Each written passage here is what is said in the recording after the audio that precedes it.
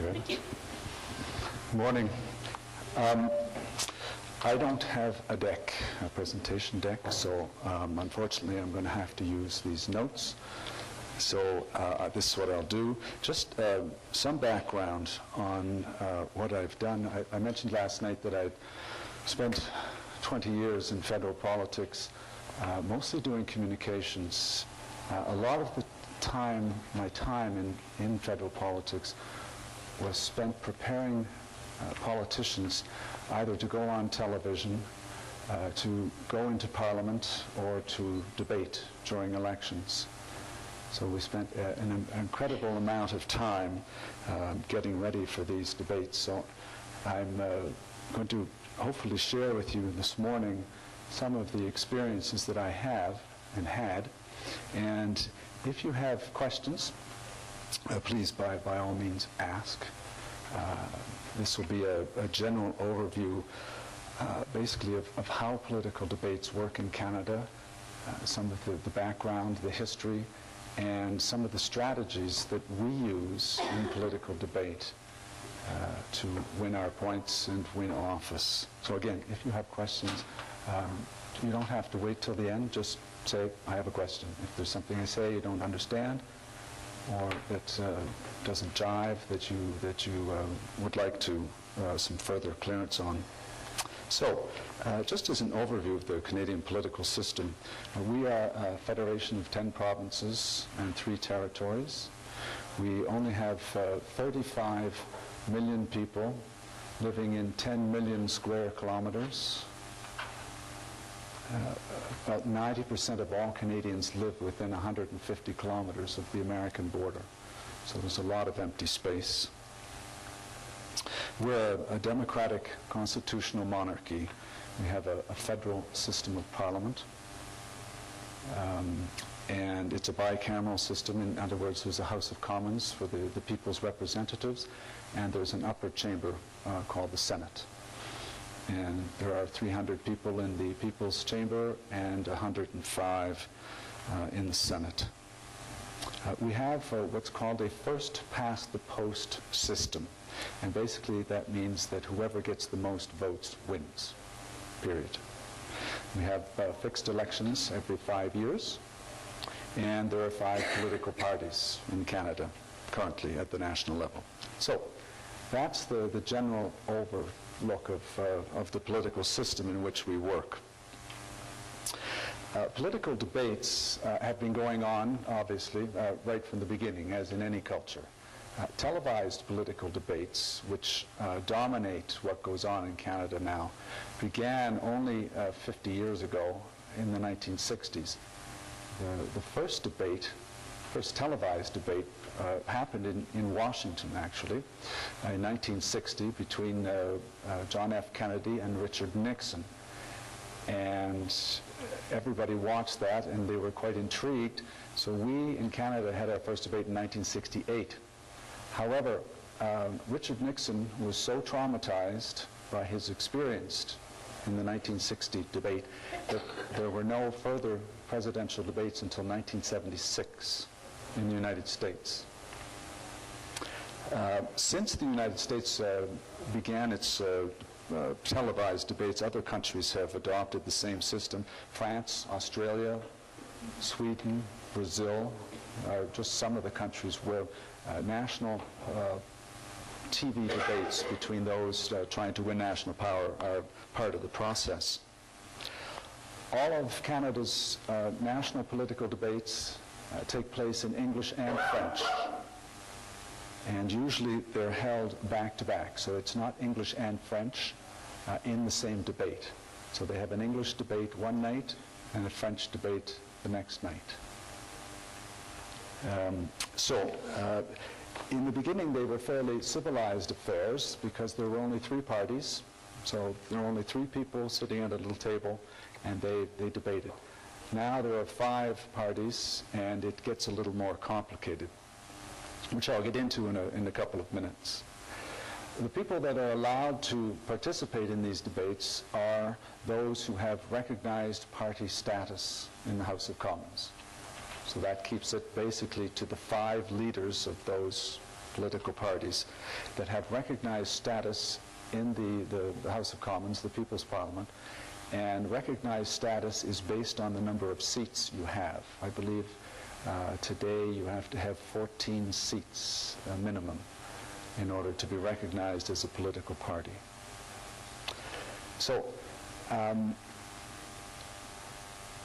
to participate in these debates, you have to be a recognized party leader. There was one exception, and this took place in 2008. There was a woman by the name of Elizabeth May, and she was the head of the Green Party, which is the environmentally friendly party. She wanted to participate, and her argument, her first argument was that her party, the Green Party, was the party that received the most votes of any of the other parties that didn't receive 14 seats. It didn't get 14 seats. So she said, I represent a lot of people. I want to be in the debate. The boys running the other parties said no. So then she pulled out her second card and she said, I am a woman and you are all men. You don't like women, so let me in. And it worked. After much public debate, they let her in because she said, A, I represent a lot of votes, B, I represent 50% of the population in this country, and I think that the 17 million women in Canada want to see one of their own in this debate and not just watch you 5 old people talking about your issues. So she got in. Unfortunately, in 2011, in the next election, she wasn't included, and popular belief is, in the political circles, the staff where I work, was simply, she didn't get in because she stopped pushing. She stopped saying, I want to be involved in this debate. And it's ironic because in the 2011 election, she wasn't allowed to debate, but her party won a seat. And the seat that it won was her seat. So she ended up in Parliament. But the point being that she was pushed out of the debate because she stopped militating, she stopped pushing, she stopped arguing, she became quiet in public, and she disappeared. Okay? So, 5 party leaders now are part of these debates. One of the parties is called the Bloc Québécois, and it is a separatist party. It only runs in the province of Quebec, which is majority Francophone, French-speaking, and they want to take the province of Quebec out of Canada. However, they get into the House of Commons because they won, in the beginning, pretty well all of the seats in Quebec. So they had 76 seats. And this was the great anomaly that we were having national debates, and they were represented in the English debate, but they had no voters outside of the French-speaking area. But they were in the debate anyway. And people were a lot of people said this shows how Canada can never take a strong position against anybody. Others said it's a recognition that we're a very inclusive country, that even those who want to break up the country are allowed to participate in national electoral debates. So, the debates are held in English and French. They're held back to back. The French debates, the English people who participate in the French debates, all the party leaders have to participate in French. There's only been one exception to this rule. So if you're a party leader and you only speak English, you have to learn French. It has to happen. So if you don't learn French, you don't become a party leader.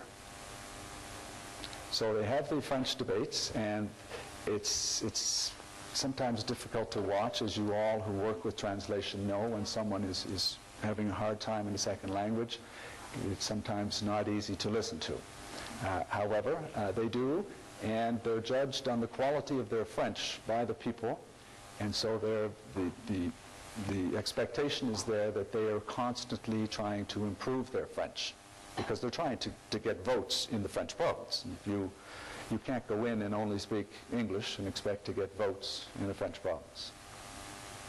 So, the format of the debates is constantly changing. It's before every debate and every election, there's a meeting between the media companies that run the debates and the people who are there representing the electoral parties. And they talk about how long should the debate be, how many questions should there be, who goes first and who goes second, what kind of questions are we going to have. And these are terrible debates, hair pulling all over the place. The most popular type of debate that we have is called a themed, yes? Oops, what am I, yes, you can translate? Oh,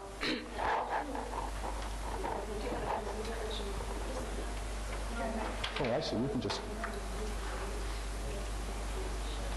yes. أشرت إنه في تجهيز للمناظرات. Just do it.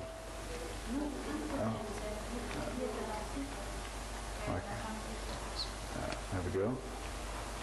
I'm all equipped. أشرت في تجهيز المناظرات يكون في اجتماع موجود فيه وكلاء شركات الدعاية والإعلان ومسؤولين من الأحزاب ويتدخلوا في الأسئلة. هل هناك رفض لنوعية بعض الأسئلة يكون في رفض للنوعية من الأسئلة من قبل ممثلي الأحزاب؟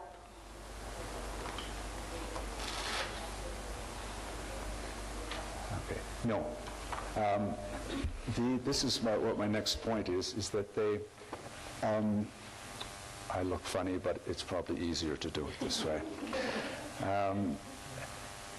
They discuss the type of debate they're going to have, and then as the most popular type of debate that we have are themed debates. And basically what it is, they say, we are going to discuss 5 things in this debate: the economy, women, the Constitution, the environment, etc., etc. And then they tell them 5 days before the debate what the 5 areas are. So in the meeting between the media companies and the parties, they say, what kind of debate do we want to have this year? Do we just want question and answer, themed?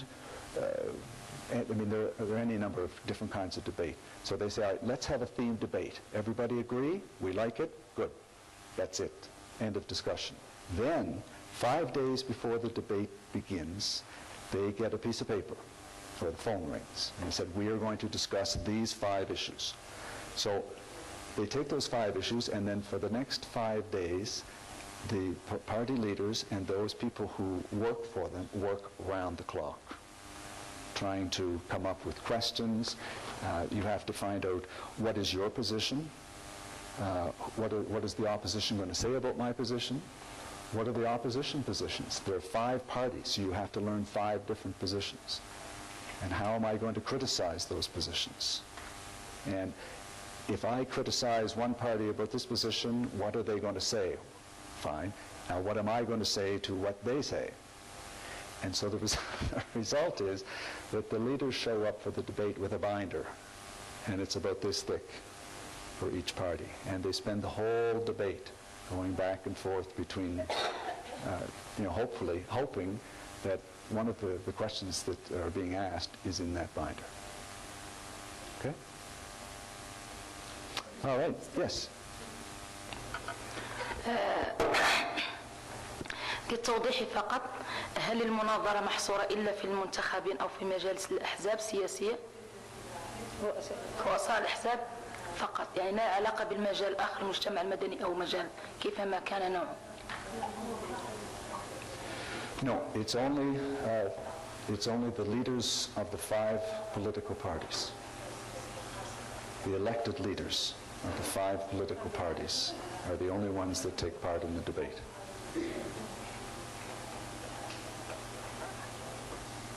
Okay. Okay. Yes. Not. You all right? Okay. Yes. تقدمت حضرتك بأن كندا 3 مناطق و10 محافظات ثم 5 مجالس انتخابية على المستوى الوطني. يعني كيف 5 مجالس وطنية هذه الانتخابية إذا قارناهم ب3 مناطق مع 10؟ ها؟ لا 5 مجالس انتخابية بقى. لا 5 أحزاب. 5 أحزاب أو 5 مجالس انتخابية؟ 5 political parties. اوكي شكرا. Okay. Yes. في المناظرة هل الأسئلة التي تطرح أو عندما يتم اختيار المواضيع 5 أيام قبل المناظرة، هل كل المواضيع تتعلق بكندا الفيدرالية أو لرؤساء الأحزاب إذا كانوا من منطقة مثلا الكيبك أو من المنطقة الإنجليزية الكندية؟ هل يتكلمون الكل يتكلم عن المشاغل الكندية من الحدود إلى الحدود؟ Yes. Yes. Okay. Yes. This is great. This is great. شكرا. بالنسبة للأحزاب السياسية، حضرتك تحدثت حول أحزاب السياسية بأنه فقط 5 أحزاب سياسية المشاركة. هل موجود لديكم أحزاب سياسية أخرى؟ وكيف عرفتوا بأنه يمكن الدورة السابقة 5 أحزاب حصلوا على مقاعد أكثر من 14 مقعد للحصول على برلمان، ولكن في الانتخابات القادمة كيف تعرفون بأنه الأحزاب الأخرى ما يصعد للبرلمان حتى يشارك في المناظرة؟ لأن المناظرة عادة قبل الانتخابات وليس بعد الانتخابات. Yes, but you, I mean, it's a good question. If you have 5 political parties and only those 5 can participate, you can't have a debate with 30 people at the table. So the way the system is set up is that, and it's not fair, I understand your point. And what happens is that the people representing other political parties, and there aren't that many, there are sometimes 2, sometimes 3, they hold their own debates. They're televised, but they're not, there are national television networks and there are regional networks. And they get regional coverage, but they don't get on the big national TV networks. That's just the way the system is set up. It's, and one of the reasons it's set up that way is pure self-interest. It's to protect the big parties against the small parties. Because if I have 150 seats and I got 8 million votes, and you represent a party that got 100,000 votes, I'm not going to get on at the same table with you if you only represent 100,000 people, and I represent 8 million. Now, from your point of view, you're saying, yes, but how do I get to 8 million if I never get on national television? This isn't fair. And the people who run the big parties say, too bad.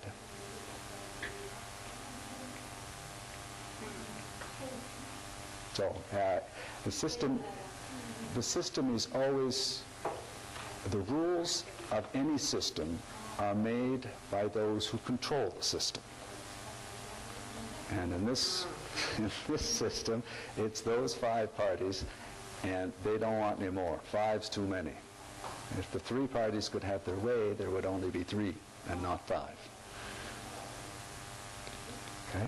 فقط يعني هل الأحزاب ال5 صار لهم فترة يعني هم على الحكم، يعني ما عدم إعطاء الفرصة للآخرين، هذا غير عادل يعني. Politics isn't about fairness.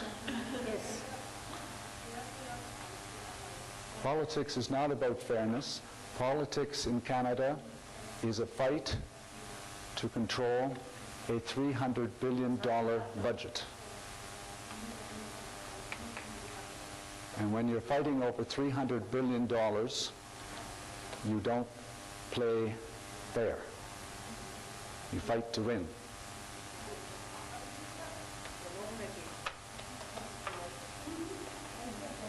أريد أن أطرح سؤال. هل الحزب السياسي الذي حصل على 14 مقعد هو الذي يستطيع أن يكون فريقا في البرلمان ويكون ممثل سواء في الأغلبية أو المعارضة؟ مثلا عندنا في البرلمان المغربي لا يمكن أن تكون فريقا نيابيا إذا لم تحصل على 20 برلماني. لماذا بالضبط 14 أقصيت الأحزاب الأخرى؟ أو سؤال آخر، هل هناك مجموعات صغيرة تعبر عن رأيها ضمن الأغلبية والمعارضة وتسعى إلى الارتقاء إلى الأحزاب الكبرى أم لا؟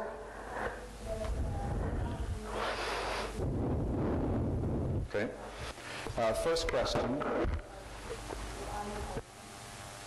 First question, why do we only have 14 parties?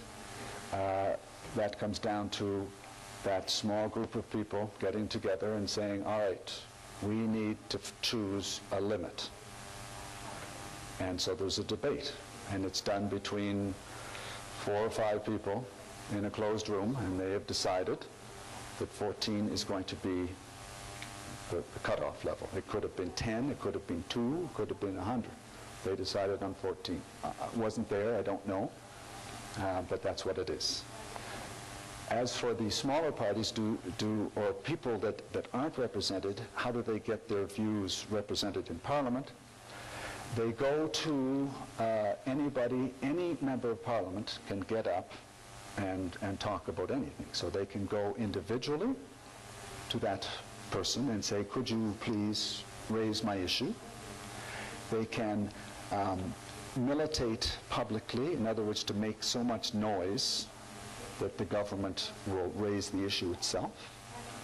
They can join the other political party, or another political party, become a member of that party.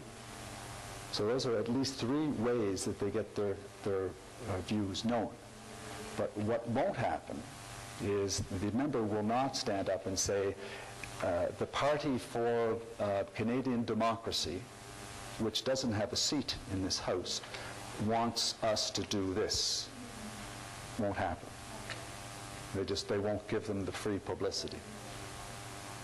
So you can get your ideas pushed forward, but not your identity. تفاعلا مع سؤالك، أظن بأن في المغرب نوع بعيدا عن المناظرات السياسية التي هي نصب أن تكون في ثقافتنا، وهناك الأحزاب الصغيرة عندنا الممثلة ولو ب1 أو 2 مجبر القنوات الإعلامية الوطنية الأكثر مشاهدة على تغطية جميع اجتماعاتها المتعددة. يعني هناك نوع من الديمقراطية الإعلامية عندنا ولو جزئيا. Well, let me go back one step. Elizabeth May, when she was elected, she was one person representing the Green Party. Every day there's a time period where they ask questions of the government. She rarely got questions. Occasionally she did, so they did recognize her as the representative of the Green Party. But of 50 questions in one day, and during the course of a week, 5 times 50, 250 questions, she might get 1. So there is an opening, but it's not big. Now, where minor parties, if you can get elected, Elizabeth May, where her power came from as an MP and where it still comes from, is that a lot of things that happen in the Parliament have to be done everyone has to agree. All MPs have to agree. And where her power lies, and this is how she's maintained her public presence, is by denying unanimity, by saying everybody agrees, and she goes, no, I don't agree. And everybody goes, but they have to talk to her. They have to take into account what she says and what she wants. Otherwise, nothing happens. Parliament stops. So it's not for every issue, but it's for a lot of issues. And that's her way to have some power. And that's what's built into the system, to allow small people so that they don't completely get ignored. Okay, so it's not big, but it's... هل لديكم قوانين انتم بالاجماع؟ ما عندنا يعني هيك قوانين يحتاج لها اجماع بالبرلمان.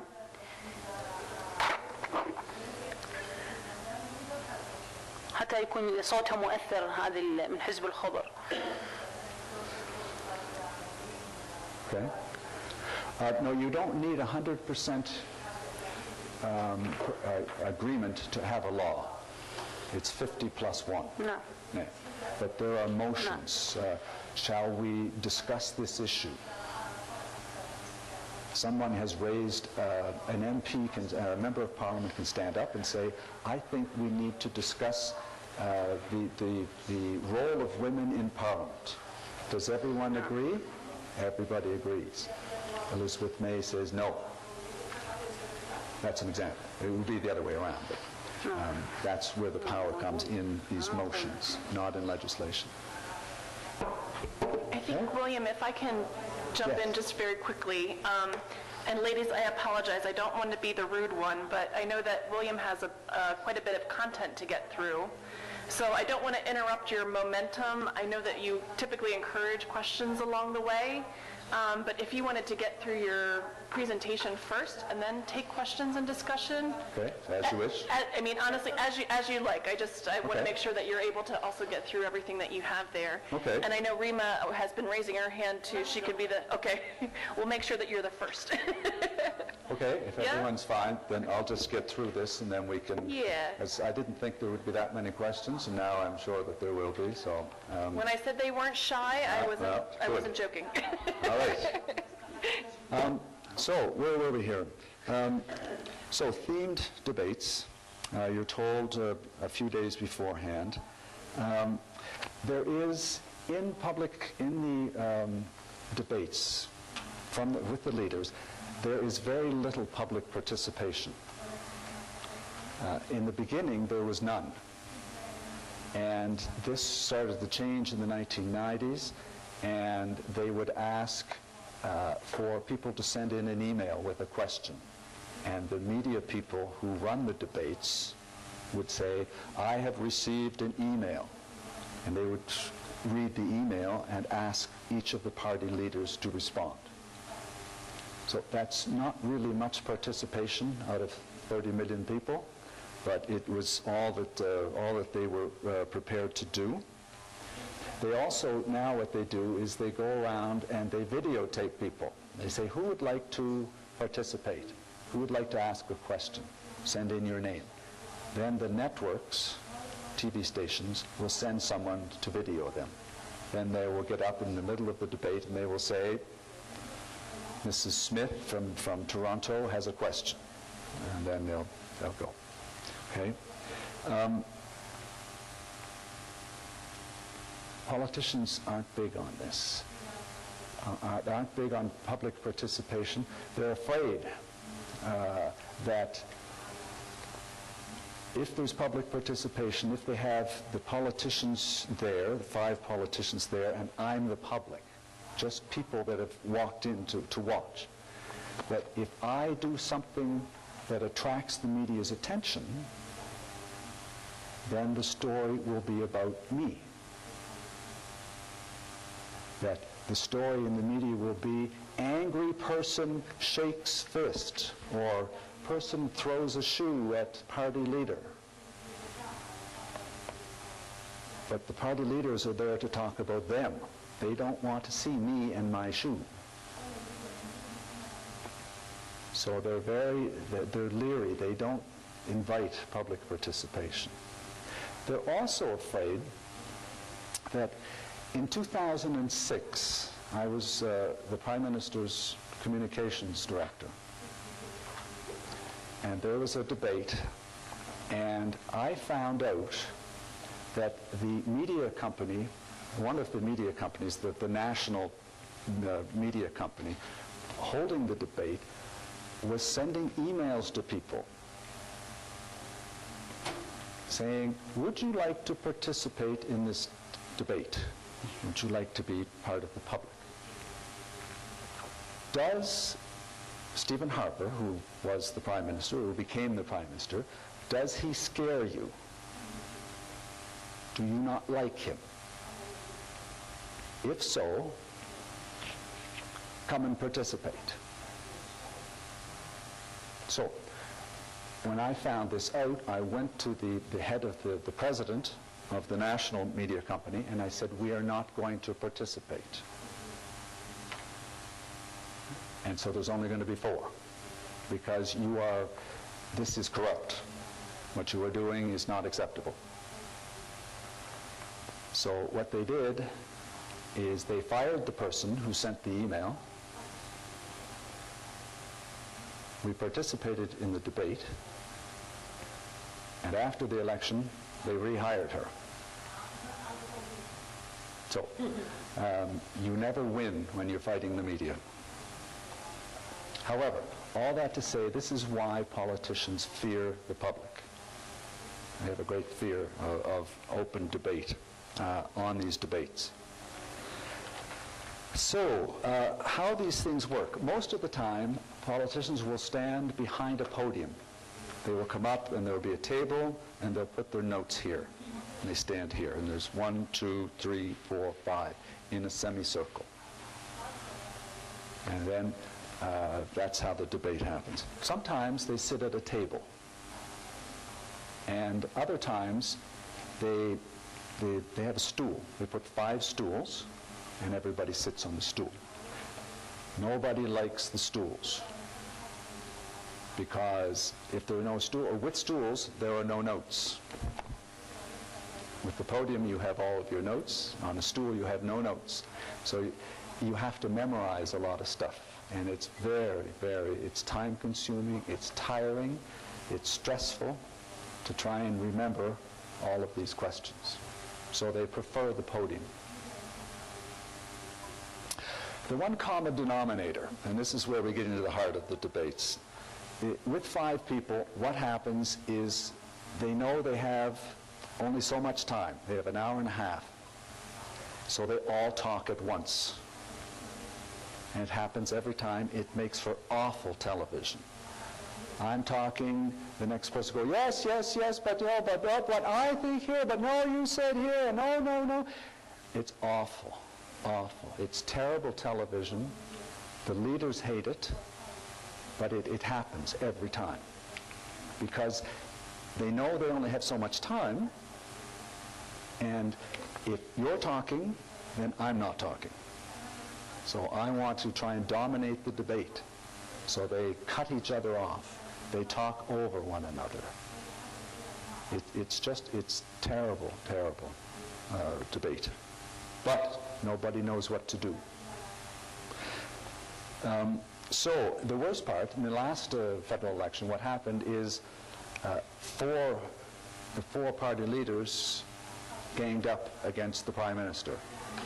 So for an hour and a half, one would ask a question, the other one would say, yes, I agree. And then the third one would say, yes, I agree, and. So it was 4 against 1 for an hour and a half.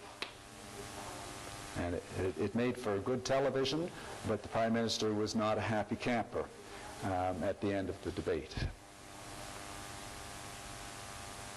So people aren't happy with the way the debates are going. So there are 2 groups that have come out pushing for changes. First are the intellectuals, the people in the universities.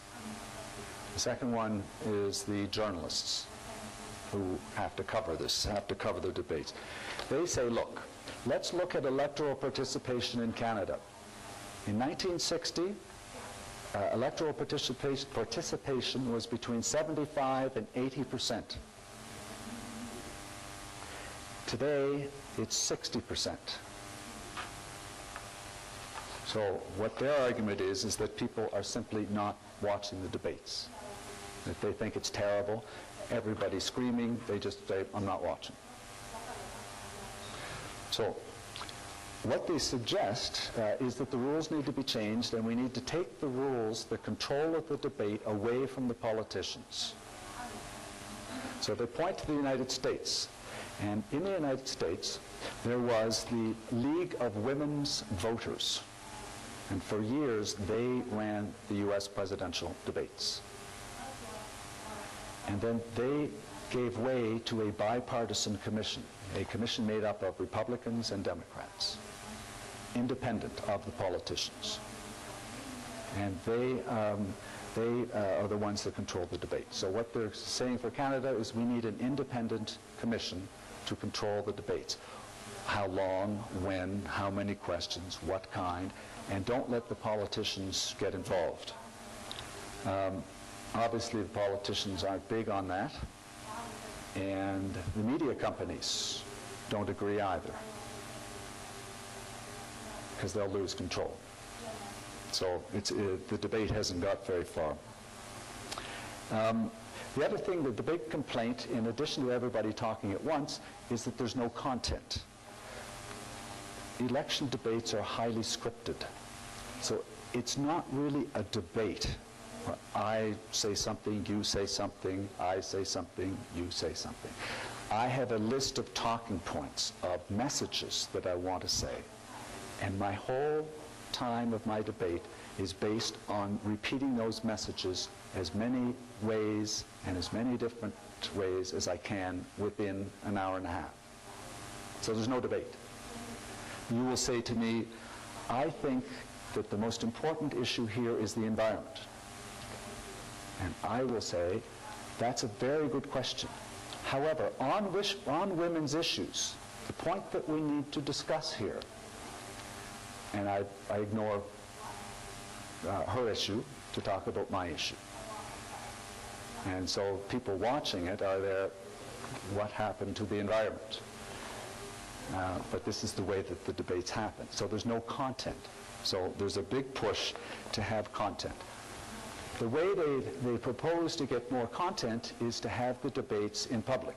Right now, they take place in a television studio, a room like this, with 5 candidates, camera, and that's it. So they say, let's go, let's be like the Americans and go and hold them on university campuses. And let's have big theme debates on foreign policy, defense, the economy. Let's invite the public. Which what they do in American debates is they go and they go to a university auditorium, and there are 1,500 people. And they clap and they boo and they make all kinds of noises. It's a live audience, and they have to go. So the Americans are doing it, we're not.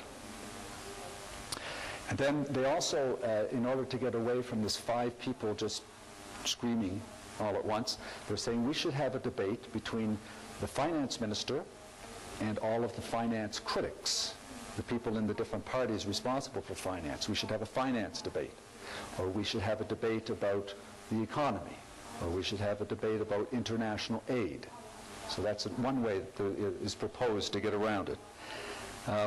Another one is to take all of the party leaders and have one-on-one debates. So tonight will be Conservative against Liberal, and tomorrow night will be Social Democrat against Green. And the next night will be Green against Conservative.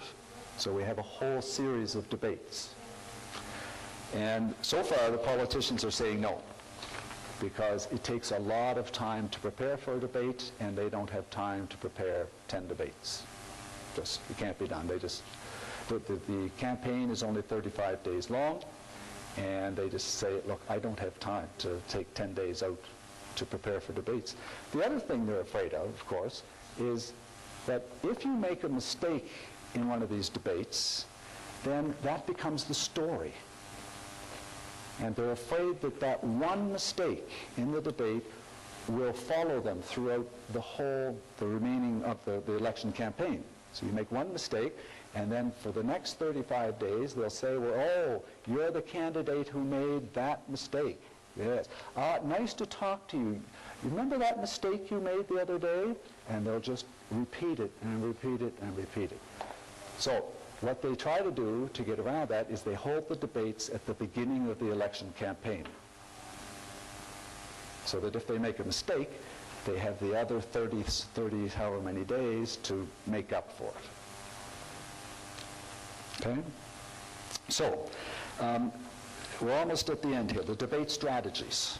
So this is what we do. This is where we spend most of our time. What I was paid to do is the most common thing is what in English is called a zinger. Z-I-N-G-E-R. A zinger is a line that will embarrass you. a line that everyone will go, ah. So it's that one line that attacks and the other person can't respond. For instance, if perhaps I went to jail at one point when I was younger, and I never told anybody. So the opposition would find that out, and in the middle of the debate, we would be talking about criminal law. And I would say, you'd know all about criminal law because you spent 3 months in prison. Zing. So we spend a lot of time researching, trying to find that kind of information. Just to bang. Okay? The other thing you do is you have one message, and as I said earlier, you spend the whole debate repeating that message in as many different ways as you can. Same message again and again and again and again. You can also spend the whole debate talking about your policy strengths. And this we're going to get into later when we get talking about bridging techniques, which is going from what they want to talk about to what you want to talk about. But you spend the whole debate highlighting the fact that you are an expert in one subject. So you draw all of the questions back to the fact that you are an economist, or you are a law professor, or you are whatever. So you repeat it. As a law professor, I know that. That's a very good question in my law classes where I teach at the university. So you just keep repeating the same thing. These are your policy strengths. You also find the weakness in your candidate, in your opposition, and you do the same thing. As you may have read when you were in jail, the environment is a very important issue. In most jails, maybe you saw this when you were there, so they just repeat and repeat. They find the weakness and they just stress it. You don't let go of it. The other one is to find out what is your opposition, your opponent's weakest position. What is the weakest, where are the weaknesses? And ask strategic questions. So if you know that they know nothing about the environment, they don't like the environment, they've said publicly the environment's not important, but you think it is. So you say, well, what do you think about the environmental impact of this measure? Knowing that the person is going to go, I don't know, I don't care. But they can't say that. There's a debate. The television camera's right there. So they have to say, oh, well, the environmental impact of this, and nobody believes them because they know that they don't like the environment. So you ask questions that are going to put them at a disadvantage. Okay?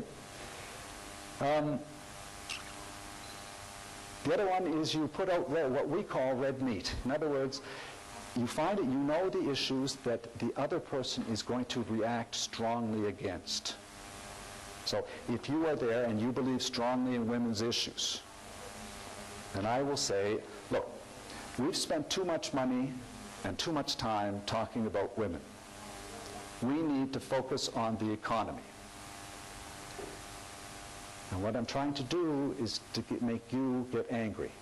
To say, excuse me, we need to talk about women. At which point I say, there she goes again, talking about women. Ladies and gentlemen, we need to fix the economy. We'll never help women unless we fix the economy. So I have laid out an issue that I know that she feels strongly about, and I'm hoping that she reacts, that she gets angry, that she starts talking about it instead of, so she's talking about my issue, instead of talking about what she wants to talk about. And I think We're almost there. The other thing, the last point, not to belabor the point, the last point is that political debates are an hour and a half, but there is a huge amount of activity that takes place before, during, and after. And this is important. Long before the debate starts, you have to get busy. You have to make sure that people know about your positions. You have to get busy on social media. For instance, if your issue is the economy and you are a candidate in the debate, then you will get out on Twitter and say, there is a debate happening in 10 days. The most important issue in this debate is going to be the economy. Whether it is or it isn't, doesn't matter. That's your opinion. You are getting out ahead of everybody else and defining the context of the debate. So you say, the debate is going to be about the economy. Then you wait for other people to reply. If they don't, you can go back and say, well, nobody's disagreed with me, so the debate is going to be about the economy. You also call media, call journalists. You get people busy. Now, again, every country is different, but there can be letters to the editor, there can be posters put up, there can be any number of ways to get publicity before the election starts, before the debate starts. You need to get as many people thinking about you and your issues before the debate starts. So you go around, you take the journalists that are going to be there, take them out for lunch, take them for coffee, or get somebody to take them for coffee, and say, my candidate is going into this debate, she's going to be talking about the economy. The economy is really important. And then you talk to the journalist using her messages. So that's before. During the debate, you get busy as well. You're on social media. The debate is going well. My candidate is doing fantastic. The other candidate, awful, awful, awful. So you're busy during the debate. You're also calling your journalist friends during the debate, saying, yes, are you watching? Is she really, she's doing good. She won the debate. They don't know, they're not there. And even if they are there, you're there telling them, she's winning the debate. Yes? No? Yes. She's winning the debate. You don't take no for an answer. Okay? So that's during the debate. And as soon as the debate is over, you get everybody to do the same thing again. The candidate, my candidate won the debate. She did well. Twitter, everybody sending messages. Great debate. Zingers, she did well. Fantastic. She won the debate. We talked about the economy. Really good. And then in each of your countries and in each of your cultures, depending on what's acceptable and the avenues open to you, you make sure that everybody, as many people as possible, find out about that debate and how well your candidate did.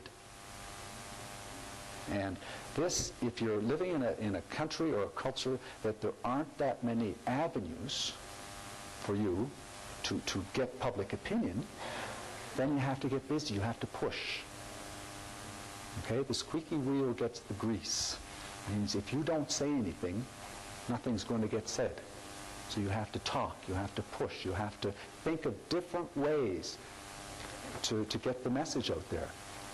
And that could be as mundane as a big banner saying, candidate X won, like 20 feet long, big letters. You stand out in the traffic the next morning, roll that thing out there, and everybody sees your... There are any number of ways. You have to be very proactive and hard-headed and creative to get the message out there that you've won the debate. And that's it. So let me put my ears on. Great, thank you very much, William. And ladies, thank you for allowing him to get through all of his material.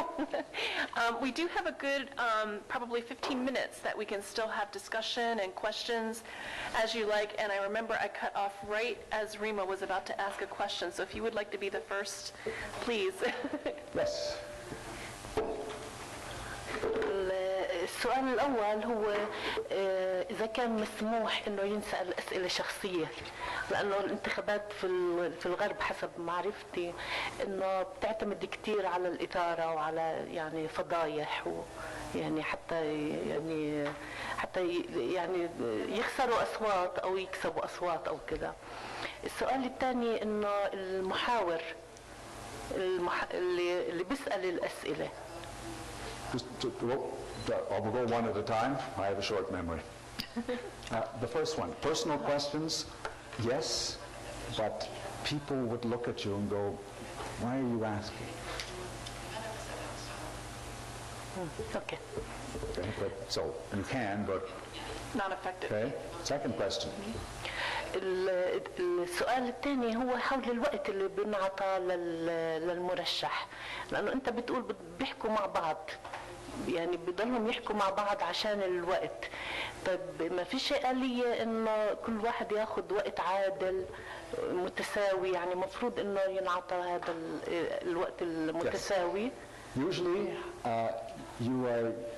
the question is asked, and then you have between 45 and 60 seconds to answer.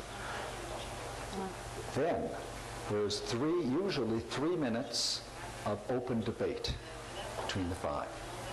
That's when it happens. So for that first 45 to 60 seconds, you give your answer,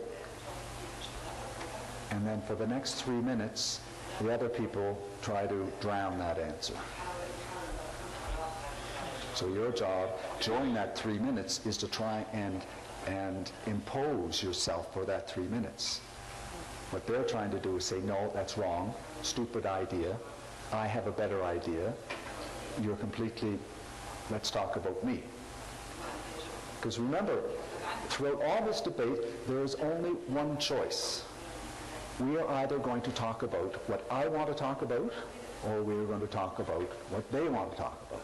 So as a candidate, you have to have it in your head that we are going to talk about me and my issues. And you're not going to say, oh, well, she's a very important person, I'm going to let her have her say. Too bad. She can have her say after the debate. You have to be hard-headed, and if you have to be rude, you're rude. Because at the end of the debate, you have 90 minutes to get your message out. And if you let politeness or respect for your elders or anything else get in the way of your message, you lose. The point here is to win. Afterwards, you can apologize. You go up and say, I'm very sorry that I was rude, and just the heat of the debate. But after the debate. You're welcome. Yes. شكرا. أعتقد موضوع المناظرة موضوع مهم يعني لمناقشتها وخصوصا على تجربتكم في كندا. بالنسبة لموضوع زينجر يعني هذه الحالة يعني ليس في مناظرة بس حوار يعني المناقشة بين الشخصين مختلفين في التوجه في إحدى قنوات تلفزيونية عراقية يعني وأشخاص هم العراقيين أعرفهم. واحد حكى على الوطنيات وهذا الشيء والثاني لأن هذا الشخص الأولاني لما حكى هو كان عضو في حزب السابق حزب البعث ورأسا هذا الشخص اتهمه بأنه أنت ما عليك تحكي بالوطنية نهائيا لأن أنت كنت عضو في حزب البعث يعني حتى وجهه صار أحمر على شاشة التلفزيون ونقل مباشر ما في أي مجال لتغييره أو إنهاء الموضوع.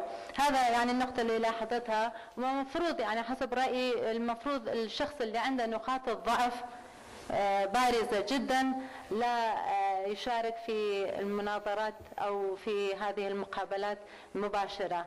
السؤال الثاني، هل يتم تحديد المواضع الذي يتم مناقشته في المناظرة وإعلام الجمهور بالموضوع بأنه لا يتجاوز في أسئلة، يعني في أسئلة لازم يكون حول المواضيع المحددة، لأن إذا كان مفتوح غير يعني المواضيع غير محددة، مفروض الرئيس ملم بجميع المعلومات حتى بإمكانه إجابة على جميع الأسئلة وكافة أنواع الأسئلة.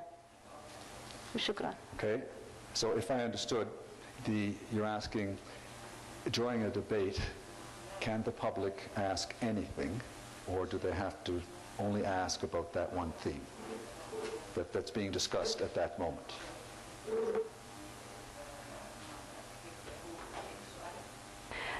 نعم، يعني قبل ابتداء المناظرة، هل يتم إعلام الجمهور بأنه مفتوح للأسئلة أو هناك مواضيع محددة مشمول بالمناظرة؟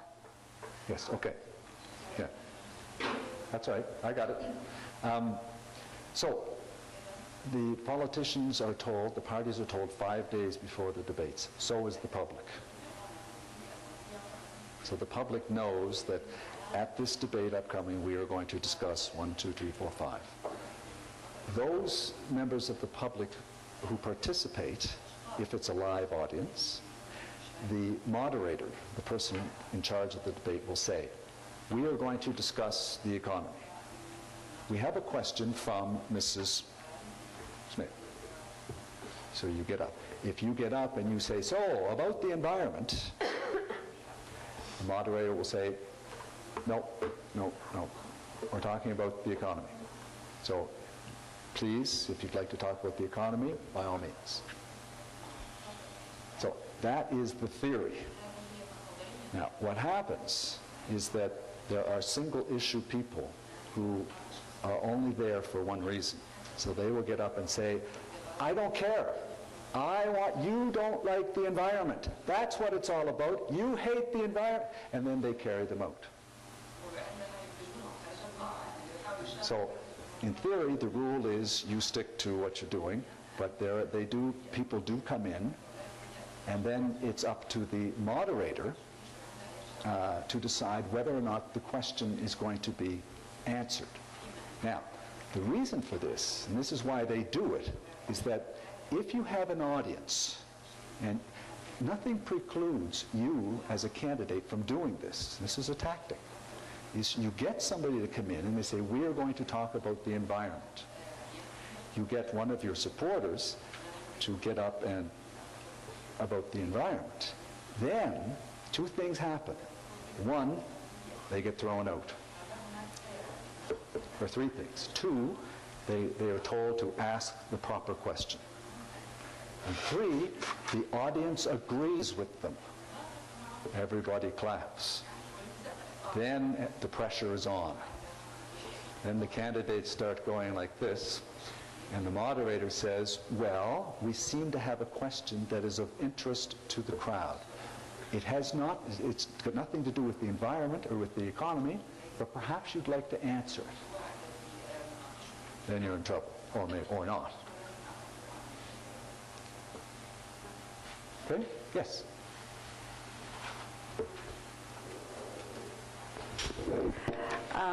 I'd like to understand something. You know, I come from a social service background, and I really care for the welfare of the community.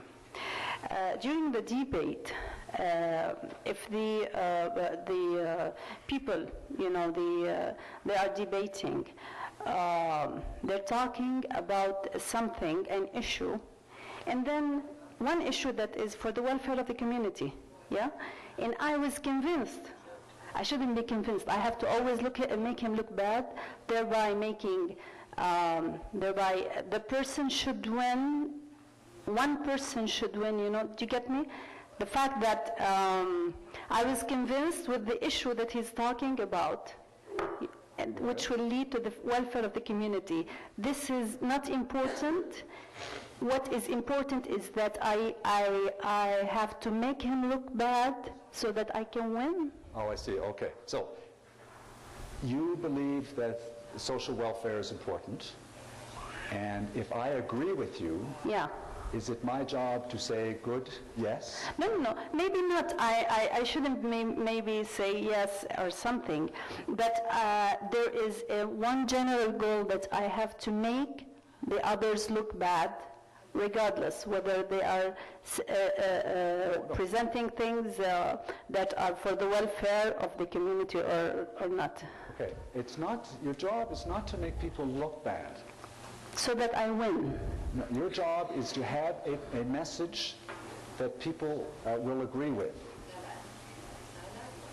And you sell that message. And if other people, I mean, people have a choice. And if I'm not answering your question, we'll keep talking.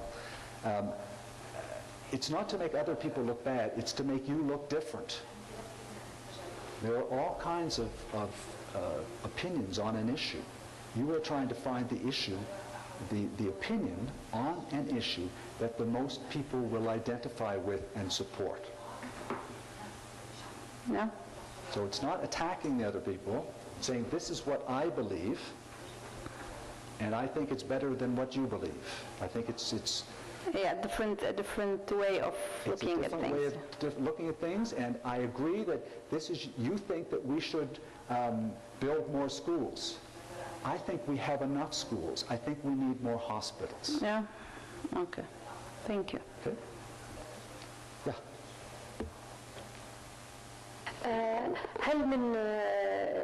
هل في اختيار للمجتمع يعني مثل الناس الذين يأتون يطرحون الأسئلة على ممثلين الأحزاب، هل كان فيه يعني غش إلى درجة أنه معظم ممثلين المجتمع المدني ممكن يكونوا تابعين لحزب كذا أو كذا، وهذا يخدم المناظرة بشكل آخر، يعني ينجح رئيس الحزب حتى ولو كانت فيه نقاط ضعف، فيه 3 أو 4 تدخلات من منظمات يعني اجتماعية، وهي اللي ترجح الكفة إلى جانبها المتدخل. This is one of the most difficult parts of inviting the public, which is why politicians don't like the public there, because they can't control who's there. I can say I'm going to have 100 people or 1,000 people coming. And there are different ways that people do this. They say, I have 500 tickets for your party, if there are only 2 in the U.S., Americans, the Democrats and the Republicans. I say 500 tickets for the Democrats and 500 tickets for the Republicans. Go. So I know that in this crowd there are going to be 500 from one side, 500 from the other. That's one way to do it. The other way is to just, you say tomorrow, 10 o'clock, the place where you buy tickets is open. Everybody show up. So there's a line. People show up. You can't control, because you can't ask people, say, are you in favor of this party? No. They lie. So it's very difficult to control, how your public gets in there. The way they get around it, there are 2 ways that come right to mind. One is what I said earlier, that if you ask a question that has nothing to do with the issue being discussed, they turn your microphone off. And the other way is simply to say, don't ask questions. You're here to watch and not ask questions. We have questions by email, we have questions by video, and you people are just here to watch. And the way they get around that, and this again, it's called stacking the audience. It's what you send your friends in there, is that they, every time you speak, they clap. They stand up and they clap and yay. And some people who run the debates allow that. Other people say, sit down, no clapping until the end. So there's no booing, no clapping, no hissing, just listen. So everybody has their own way of controlling the debate. And the public wants to get in there and say, excuse me, this is a public debate. Let me do my thing. And what the politicians reply is, no, it is a public debate, but in a private place.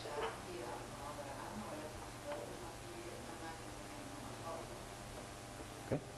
Dick? Thank you. Yes, you're welcome. Yes.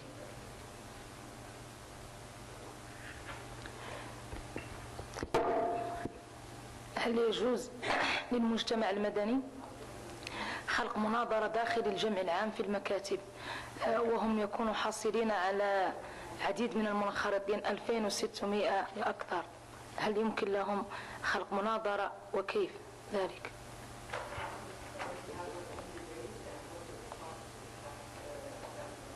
Civil society can have as many debates as they want. And usually what happens is that a group or a group of groups will invite the candidates. They will say, we are going to have a debate and we would like the leaders of all 5 parties to show up and talk about our issue. Okay? Now, it will be a debate between the 5 leaders, or they can say, we would like the head of the Conservative Party, or the Liberals, or the Social Democrats to come and debate with us about this issue. And then it's up to the leader of that party to accept or decline. Last point is, usually what happens is they say no. وإذا كانت هناك جمعية مستقلة عن الأحزاب؟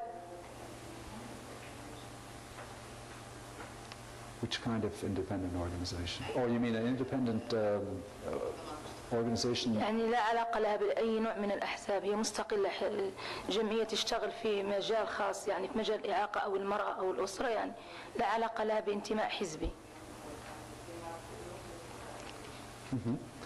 Anybody can invite a politician to speak, but they can't oblige them, they can't force them to come.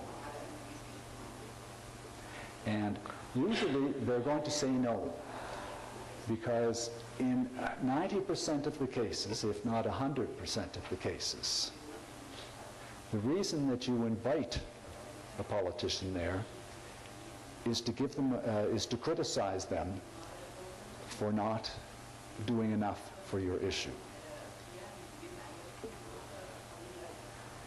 So, as a politician, why would I go?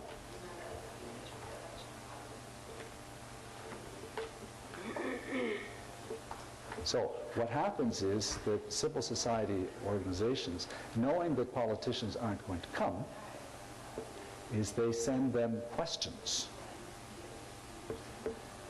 Then they put out a press release, or they call the media, and they say, we have asked all of the candidates. 2 refused to answer. 3 gave us answers that we think are acceptable. We urge our followers and people who believe in what we believe in to support 1, 2, 3, or just 1.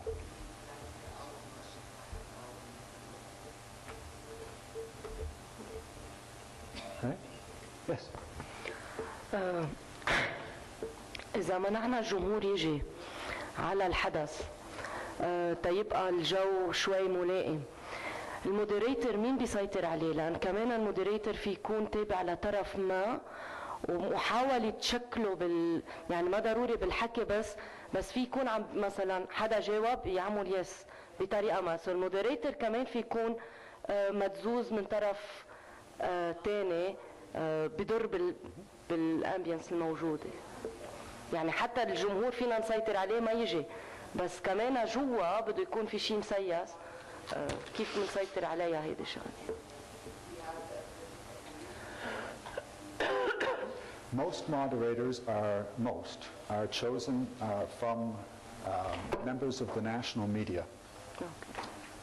And they are usually chosen for their personalities. In other words, they're neutral. Now, so are umpires and referees in soccer games, neutral.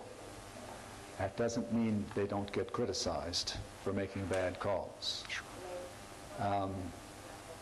But what happens is you put the... She's soccer. When you ask a journalist to go and moderate, that is his or her professional reputation that is in play. So if after the debate, the leader of the party, or worse, the prime minister, goes on national television and says, this lady is completely wrong. She ruined the debate. She's biased. It's ridiculous, terrible. I mean, your reputation. Plus, there's the pressure that comes from your peers, the other media, the other journalists, your friends and colleagues. Okay. And if you take one side or the other, they're going to look at you and go. And the same, so will the people who own your media organization. They're going to say, you're paid to be independent. Why did you do this? You're fired.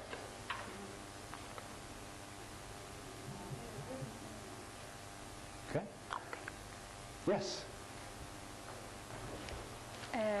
شكرا لك على هاي الجلسة. بداية الملاحظ من الأسئلة الموجودة اللي هو حب الناس أو حب المشاركات والاستطلاع والتعرف أكثر على موضوع المناظرة. ممكن أسمي هاي الجلسة هي جلسة عصف ذهني لموضوع المناظرة. ظهر عنا الجمهور، ظهر عنا عناصر كثير من عناصر المناظرة، فأنت قاعد بتشوق فينا أكثر حتى إحنا نأخذ المعلومات ونتعلم أكثر عن المناظرة.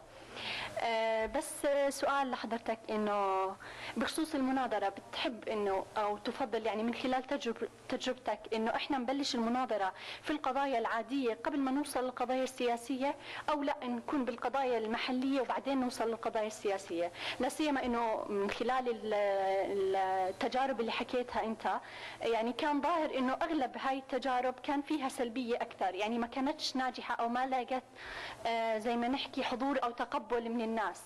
فشو وجهة نظرك إذا سمحت؟ Well, first thing is the level. I'm talking about national debates. In a federal system, you only discuss federal issues. So you don't talk about child care, because it's not a federal issue. It's a provincial or a municipal issue. So that's one way politicians get away. They say that's very interesting, but it's got nothing to do with the federal government, so we're not going to talk about it. And, well, a lot of issues are provincial responsibility. Housing is a provincial responsibility. Health is a national responsibility. Defense is national. Roads and sewers are municipal. So all three levels of government have different areas of responsibility. And they don't want other people talking about their areas of responsibility. Okay? What was your second question? سؤال يعني عندكم في كندا مش موجود على مستوى المحلي هاي المناظرات، أو إنه بس إنه خبرة حضرتك بس بالمجال الفيدرالي؟ Okay. No, my experience is federal only, but there are lots of debates at both levels. The last mayor's election in Toronto, which is Canada's biggest city, was last year, and they had 16 debates before the election, and they talked about everything. Okay? Yes. حقيقة احنا يعني كشعوب عربية ربما نختلف يعني مع كندا في الحالة النفسية للمجتمع. يفترض يعني في المناظرات تجرى يعني دراسة مجتمعية حول ماذا يرغب المواطن. احنا يعني شاهدنا أنا في العراق مثلا ليس دائما الانتصار في المناظرة أو في يعني الظهور بمظهر المنتصر هو يعني يميل إلى الشعب العراقي، بينما أخذ دور الضحية بعض الأحيان يكون إلى شعبية أكثر. مثلا احنا في رئيس الوزراء الحالي تعرض إلى ضغوطات من كثير من الكيانات السياسية الأخرى شفنا شعبية رئيس الوزراء ارتفعت كثيرا مقارنة مع يعني كانت كثير هناك ربما سلبيات في الحكومة تغاضى عنها الناس، وإنما لأنه الشعب يعتبر نفسه هو ضحية للإرهاب. إحنا في العراق تعرفون إحنا عندنا حالة إرهابية كثيرة، اعتبروا رئيس الوزراء ضحية مثلهم، فكان هناك تماهي، يعني هاي أحد الدراسات، تماهي ما بينهم وبين رئيس الوزراء. وبالتالي احنا حتى نكون يعني نعمل مناظرات صحيحه في العراق يفترض انه نعرف الخلفيه عند الناس والمواطنين. دائما لا يرغبون بالواحد اللي يظهر بمظهر دائما هو منتصر، لا يحبون واحد يكون هو كلي المعرفه، يعني اذا يجاوب دائما باستماره يقولون هذا شايف حاله، ما اعرف شنو مصطلحاتكم كيف، يعني ما يحبون الانسان اللي دائما يكون هو على خط واحد. وبالتالي احنا ربما يفترض انه نجلس تبيانات واحصاءات مدى تاثير المناظره، يعني اذا هو فاز بالمناظره لا يعني انه هو يحصل اصوات، عكس ما يحدث ربما. يعني انت كنت تقول انه الاعلاميين، نحث الاعلاميين نقول انه مرشحنا فاز بالمناظره، بينما احنا ربما يكون في مجتمعاتنا ليس يعني بهذه الصوره. هاي حتى نحطها في كخلفيه انه حتى نفهم الامور. شكرا. Okay. Okay. Thank you. Yes. Sorry. If I can jump in, we're kind of going into our lunch hour a little bit. But I don't want to cut conversation short too quickly. So if there's maybe one last question before we go for lunch? Please. سمية. أنا عندي سؤال على خاص بكندا. هل كانت فيه مناظرات؟ قلت في السابق أنه كانوا فيه مقاطعة كيبات تريد الانفصال على باقي كندا. هل أجريت مناظرة على مستوى الفيدرالي في هذا الموضوع؟